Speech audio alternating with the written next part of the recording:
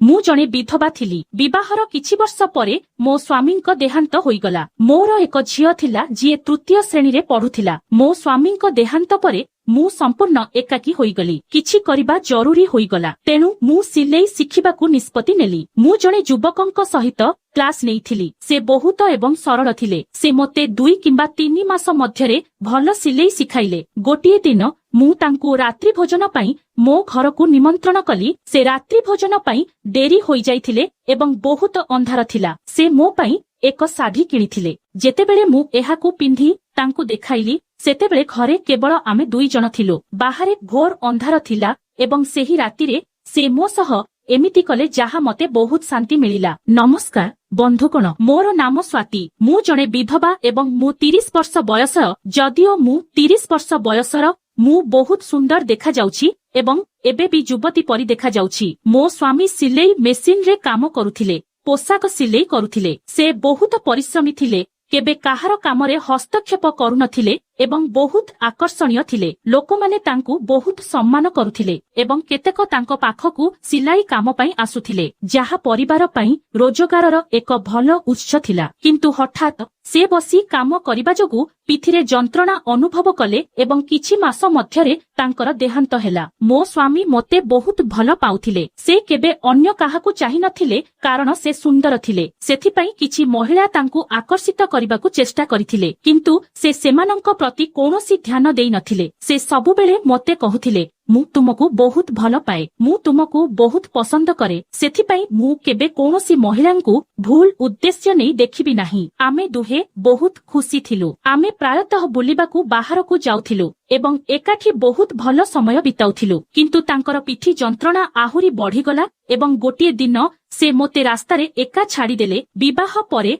आमर गोटिए झियो होइथिला जाहार नाम आमे काबेरी रखिथिलु। से एबे एक स्कूल रे तृतीय श्रेणी रे पढे एवं बहुत बुद्धिमान। मोर स्वप्न हेउछि ताकू शिक्षित करिबा एवं ताकू स्वावलंबी करिबा। किंतु समाज मोते खराब दृष्टिरे देखुथिला। लोकमाने मोते एकुटिया देखुथिले। विभिन्न प्रकारर दृष्टि पकाई मो पछरे आसुथिले। सेही दृष्टि मंदरे परिपूर्ण थिला। मु जानि नथिली कोन करिबि। मो स्वामी तांको चिकित्सारे तांको रोजगारर अधिकांश अस खर्च करि देइथिले एवं मोते जहा किछि टंका बाकी थिला ताहा संचय करिबाकू पड़िला। मु निष्पत्ति नेइथिली जे मु एक काम शिखिबि एवं मोर निजर व्यवसाय आरंभ करिबि। सेतेबेले मु भाबिली काहेकि सिलेई मेसिन काम शिखिबि नाही एवं एक टेलरी व्यवसाय आरंभ करिबि नाही। मु महिलांक पई साड़ी सिलेई तयारी करिबा, साड़ी रे पिको फॉल एवं छोट एवं बड़ कंबल सिलाई करिबा भली जिनिस शिखिबाकू निष्पत्ति नेइथिली। प्रथमे एहा सहज नथिला। जणे युवक आम घर ठारू अध किलोमीटर दूररे सिलेई भाबरे काम करुथिले। से मो बयसर देखा जाउथिले। जणे बंधु मोते कहिले जे विजय मोते जंपर एवं साड़ी रे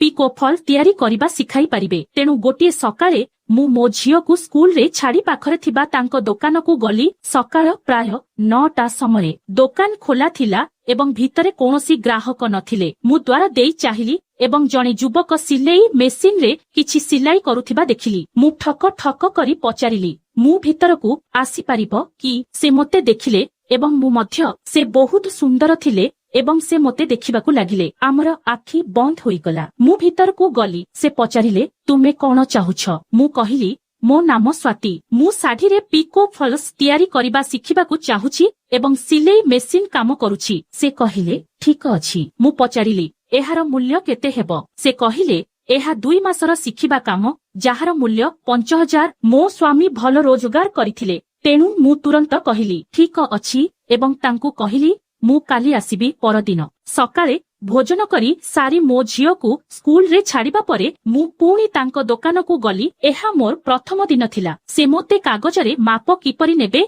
एवं किपरि काटिबे ताहा देखाइले। मु तांको व्यक्तित्वकू बहुत सुंदर पाइली। आमे टिके कथाबार्ता आरंभ कलु, किंतु आमे पाखरे नथिबा हेतु मु अधिक किछि कहिली नाही। 3 किंबा 4 दिन बीतीगला एवं आमे बहुत परिचित होईगलु। से मोते जंपर पई माप किपरि करिबे एवं कपड़ा चिन्हित करिबे सिखाइले। मु कैचिकू ठीक भाबरे धरि जानि नथिली। तापरे से मो हाथ धरि मोते सेगुडीकू किपरि धरिबे सिखाइले एवं तांको हाथ मो हाथरे रखी सेगुडीकू किपरि व्यवहार करिबे ताहा बुझाइबाकू लागिले। एबे मु कैची किपरि भल भाबरे व्यवहार करिबे ताहा बुझिबाकू लागिली। कागजरे किपरि माप नेबे एवं कपड़ार टिप किपरि करिबे। गोटिए दिन କଥାବାର୍ତ୍ତା କରୁଥିବା ସମୟରେ ବିଜୟ ମୋତେ ପଚାରିଲେ, ତୁମ ଘରେ କିଏ ରହେ? ତୁମ ସ୍ୱାମୀ କଣ କରନ୍ତି? ଏହା ଶୁଣି ମୋ ଆଖିରେ ଲୁହ ଆସିଗଲା। ସେ କହିଲେ, ଠିକ ଅଛି, ଏହାକୁ ଛାଡ଼ିଦିଅ, କାନ୍ଦ ନାହିଁ। ଯଦି ତୁମେ ମୋତେ ନିଜ ବିଷୟରେ କିଛି କହିବାକୁ ଚାହୁଁନାହଁ ତେବେ କୁହ ନାହିଁ, ମୁଁ ତୁମକୁ ବାଧ୍ୟ କରୁନାହିଁ। ତାପରେ ମୁଁ ଧୀରେ ଧୀରେ ତାଙ୍କୁ କହିବାକୁ ଲାଗିଲି, ମୋ ଘର ପାଖରେ କେବଳ ମୋ ଝିଅ ଏବଂ ମୁଁ ମୋ ଘରେ ରହୁ। ମୋ ସ୍ୱାମୀଙ୍କ ଦେହାନ୍ତ ହୋଇଛି। ସେ ଏ ବିଷୟରେ ବହୁତ ଖରାପ ଅନୁଭବ କଲେ। ଆମେ କିଛି ସମୟ ପାଇଁ ଏହିପରି କଥାବାର୍ତ୍ତା କରି ଚାଲିଲୁ। ମୁଁ ବିଜୟଙ୍କୁ ନିଜ ବିଷୟରେ ପଚାରିଲି ଏବଂ ସେ କହିଲେ, ମୋ ଘରେ ଆମେ 3 ଜଣ ଅଛୁ, ମୁଁ, ମୋ ମା ଏବଂ ମୋ ବାପା। ମୁଁ ଏବେ ବି ଅବିବାହିତ। କିଛି ଦିନ ମଧ୍ୟରେ ମୁଁ ବହୁତ ଭଲ ଭାବରେ ସିଲେଇ କରିପାରିବି, କିନ୍ତୁ ଏବେ ମୋତେ କାହାର ଶରୀର ମାପ କିପରି କରିବା ଶିଖିବାକୁ ପଡ଼ିଲା। ସବୁଦିନ ପରି ଯେତେବେଳେ ମୁଁ ତାଙ୍କ ପାଖକୁ ସିଲେଇ ଶିଖିବାକୁ ଯାଇଥିଲି, ସେ କହିଲେ, ଆଜି ମୁଁ ତୁମକୁ ମାପ ଶିଖାଇବି। ତାପରେ ସେ ଟେପ୍ ମାପ ନେଇ ମୋ ପାଖକୁ ଆସିଲେ। ସେ ମୋର ବ୍ଲାଉଜ ମାପ କରିବାକୁ ଲାଗିଲେ। ଟେପ ମାପରେ ଲେଖାଥିବା ମାପ ଦେଖିବା ପାଇଁ ତାଙ୍କ ମୁହଁ ଧୀରେ ଧୀରେ ମୋ ପାଖକୁ ଚାଲିଗଲା। ସେ ମୋ ଜମ୍ପରର କପଡ଼ା ମାପ କରୁଥିଲେ ଏବଂ ମୁଁ ତାଙ୍କୁ ଦେଖୁଥିଲି ଏବଂ ସେ ମଧ୍ୟ ଗୁପ୍ତରେ ମୋତେ ଦେଖୁଥିଲେ। ଯେତେବେଳେ ସେ ମୋର ବେକ ମାପ ନେଉଥିଲେ, ତାଙ୍କ ମୁହଁ ଏତେ ନିକଟତର ହୋଇଗଲା ଯେ ଆମର ଆଖି ମିଶିଗଲା। ଆମେ କିଛି ମୁହୂର୍ତ୍ତ ପାଇଁ ପରସ୍ପର ଆଖିକୁ ଚାହିଁ ରହିଲୁ। ତାପରେ ହଠାତ୍ ବାହାରୁ ଏକ ସ୍ୱର ଆମ ଦୃଷ୍ଟିକୁ ଭାଙ୍ଗିଦେଲା। ଏବେ ମୁଁ ମାପ ନେବାର କଳା ବୁଝିପାରିଲି। ଧୀରେ ଧୀରେ ମୁଁ ଅନ୍ୟାନ୍ୟ ଜିନିଷ ମଧ୍ୟ ଶିଖିଗଲି। ଆମର କଥାବାର୍ତ୍ତା ଅଧିକ ବାରମ୍ବାର ହେବାକୁ ଲାଗିଲା। ଆମ ମଧ୍ୟରେ ଆକର୍ଷଣ ମଧ୍ୟ ବଢିବାକୁ ଲାଗିଲା। ସେ ମୋ ସହିତ ବହୁତ ପ୍ରେମରେ କଥା ହେଉଥିଲେ ଏବଂ ପ୍ରତିଦିନ ମୋତେ ଖାଇବାକୁ କିଛି ଆଣି ଦେଉଥିଲେ, କେତେବେଳେ ଚକୋଲେଟ, କେତେବେଳେ କ୍ୟାଡବରି। କିଛି ଦିନ ମଧ୍ୟରେ ମୋର ସିଲେଇ କାମ ଶିଖିବା ସମାପ୍ତ ହୋଇଗଲା। ଯେତେବେଳେ ମୁଁ ତାଙ୍କୁ ଟଙ୍କା ଦେବାକୁ ଗଲି, ସେ ସ୍ପଷ୍ଟ ଭାବରେ ମନା କରିଦେଲେ। ସେ କହିଲେ, ମୁଁ ଟଙ୍କା ଚାହୁଁନାହିଁ। ତୁମ ପରିବାର ପୂର୍ବରୁ ଗରିବ। ତୁମ ସ୍ୱାମୀ ଆଉ ନାହାନ୍ତି। ମୁଁ ଏପରି ସମୟରେ ଟଙ୍କା ନେଇପାରିବି ନାହିଁ। ହଁ, କିନ୍ତୁ ଦୟାକରି ମୋତେ କୌଣସି ଦିନ ରାତ୍ରି ଭୋଜନ ପାଇଁ ତୁମ ଘରକୁ ନିମନ୍ତ୍ରଣ କର। ମୁଁ କହିଲି, ଠିକ ଅଛି। ସେହି ଦିନ ଯେତେବେଳେ ମୁଁ ଗଲା, ମୁଁ ବହୁତ ଅଜବ ଏବଂ ଦୁଃଖିତ ଅନୁଭବ କଲି। ସେ ମୋର ବହୁତ ଯତ୍ନ ନେଉଥିଲେ। ସେ ସବୁବେଳେ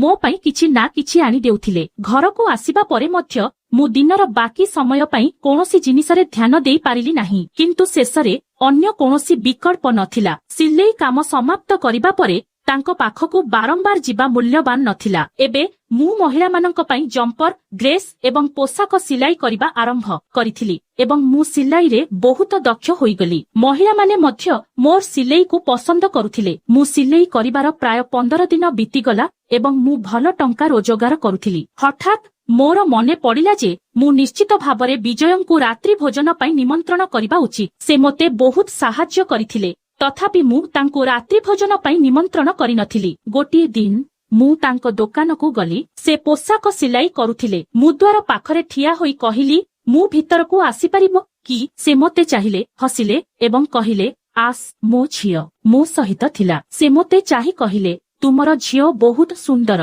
ମୁଁ କହିଲି, ମୁଁ ତୁମକୁ ରାତ୍ରି ଭୋଜନ ପାଇଁ ନିମନ୍ତ୍ରଣ କରିବାକୁ ଆସିଛି। ତୁମର ସମୟ କେବେ ମିଳିବ? ସେ କହିଲେ, ମୁଁ କାଲି ଅପରାହ୍ନରେ ଆସିବି। ମୁଁ କହିଲି, ଠିକ ଅଛି ଏବଂ ଯିବାକୁ ଲାଗିଲି। ଠିକ ସେତିକିବେଳେ ସେ ତାଙ୍କ ପକେଟରୁ ଏକ 500 ଟଙ୍କାର ନୋଟ କାଢି ମୋ ଝିଅର ହାତରେ ଥୋଇଦେଲେ। ମୋ ଝିଅ ମନା କରୁଥିଲା, କହୁଥିଲା, ନା କାକା, ମୁଁ ଏହା ଚାହେଁ ନାହିଁ। କିନ୍ତୁ ସେ ମୋତେ ଜୋର ଜବରଦସ୍ତ କରିଥିଲେ। ଆମେ ଟିକିଏ ଦୂରକୁ ଆସିବା ପରେ ମୋ ଝିଅ ମୋତେ କହିଲା, କାକା ମୋତେ ଟଙ୍କା ଦେଇଛନ୍ତି। ମୁଁ ତାଙ୍କ ହାତରେ ଦେଖିଲି ଏବଂ ଏହା ପ୍ରକୃତରେ 500 ଟଙ୍କାର ନୋଟ ଥିଲା। ମୁଁ ଗଭୀର ଭାବରେ ପ୍ରଭାବିତ ହୋଇଗଲି। ସେ ସବୁବେଳେ ମୋତେ ସାହାଯ୍ୟ କରିଥିଲେ। ମୋତେ କିଛି ନ କହି ମୁଁ ଭାବିଲି ଯେପରି ମୋ ସ୍ୱାମୀ ମୋତେ ଗଭୀର ଭାବରେ ଭଲ ପାଉଥିଲେ, ଏହି ବିଜୟ ମଧ୍ୟ ମୋତେ ଗଭୀର ଭାବରେ ଭଲ ପାଉଥିଲେ। ସେ ପରଦିନ ଅପରାହ୍ନରେ ମଧ୍ୟାହ୍ନ ଭୋଜନ ପାଇଁ ଆସିବା କଥା ଥିଲା। ମୁଁ ଘର ସଫା କଲି, ସବୁକିଛି ସଜାଡ଼ିଲି, ତାଙ୍କ ପାଇଁ ବିଭିନ୍ନ ପ୍ରକାରର ଖାଦ୍ୟ ରାନ୍ଧିଲି ଏବଂ ମଧ୍ୟାହ୍ନରୁ ତାଙ୍କ ପାଇଁ ଅପେକ୍ଷା କଲି। କିନ୍ତୁ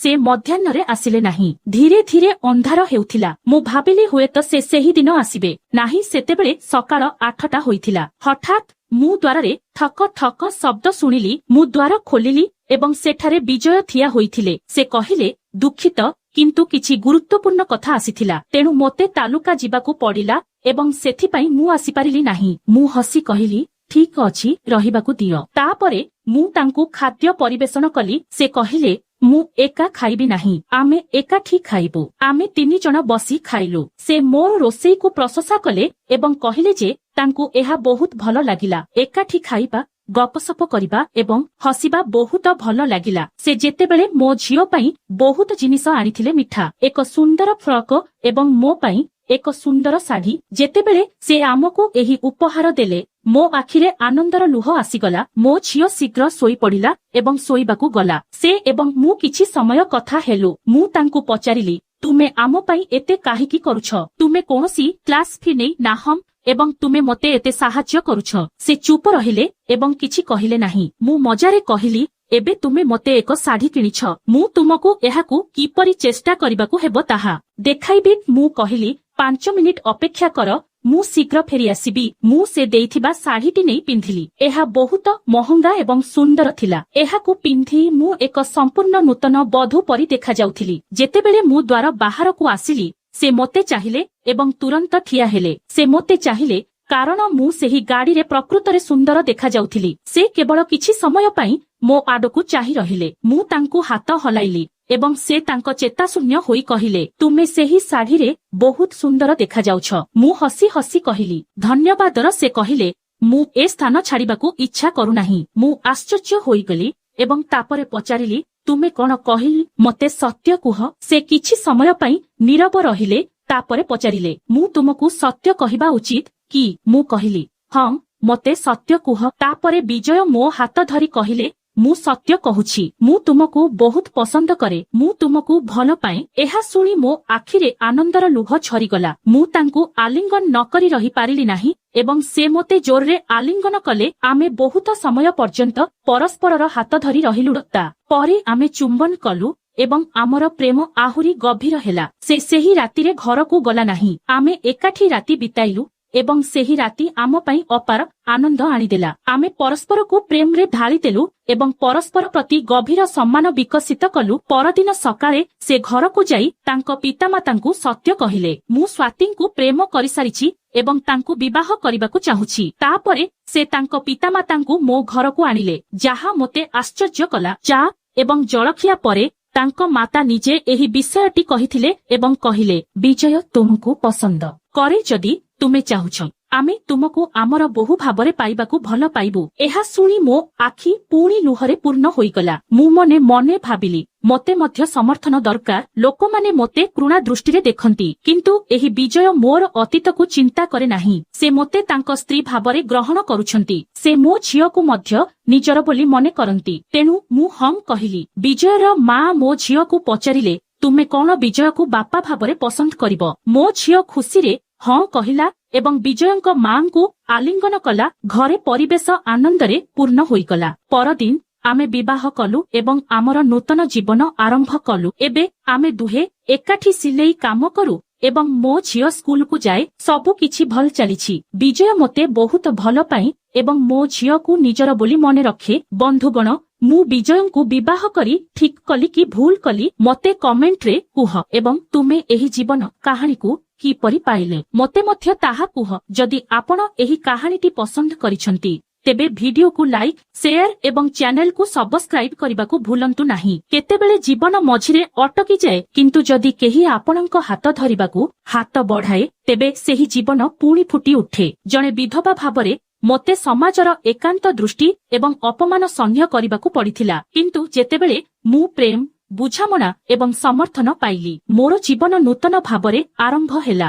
ଯଦିଓ ଆପଣ ଏକା ଏବଂ ଭାଙ୍ଗି ପଡ଼ିଛନ୍ତି, ନିଜ ଉପରେ ବିଶ୍ୱାସ ରଖନ୍ତୁ, କାରଣ କେହି ଜଣେ କେଉଠି ନା କେଉଠି ଆପଣଙ୍କ ଜୀବନକୁ ପୁଣି ସୁନ୍ଦର କରିବାକୁ ଅପେକ୍ଷା କରିଛି। ବନ୍ଧୁଗଣ, ଆପଣଙ୍କୁ ଏହି କାହାଣୀଟି କିପରି ଲାଗିଲା? ଯଦି ଆପଣ ପସନ୍ଦ କରିଛନ୍ତି, ତେବେ ଭିଡିଓକୁ ଲାଇକ୍, ସେୟାର ଏବଂ ଚ୍ୟାନେଲକୁ ସବସ୍କ୍ରାଇବ କରିବାକୁ ଭୁଲନ୍ତୁ ନାହିଁ। ଧନ୍ୟବାଦ।